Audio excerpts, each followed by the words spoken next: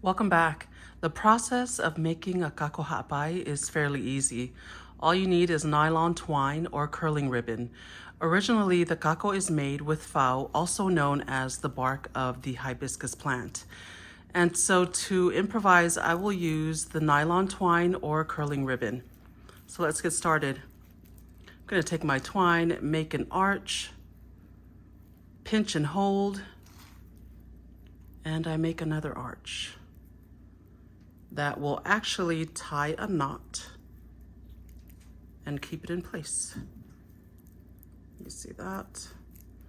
Now I'm going to go in the opposite direction, make another arch, make a bigger arch. That will tie a knot and keep it in place.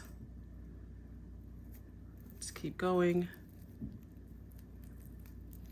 Make sure that the spacing of the kako is consistent as well as the size.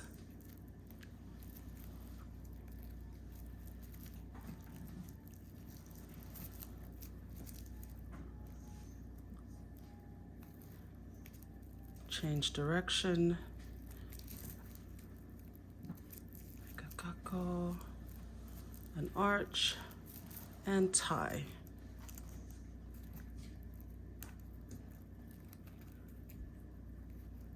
And you keep repeating that process until your desired length.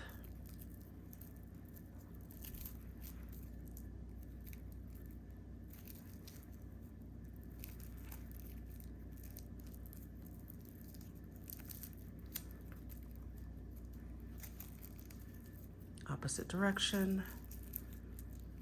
Make another arch that will tie knot and keep it in place.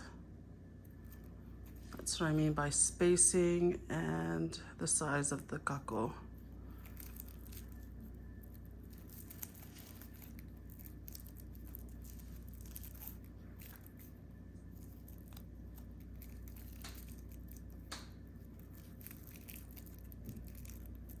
Keep going until your desired length. And that's how you make a kako.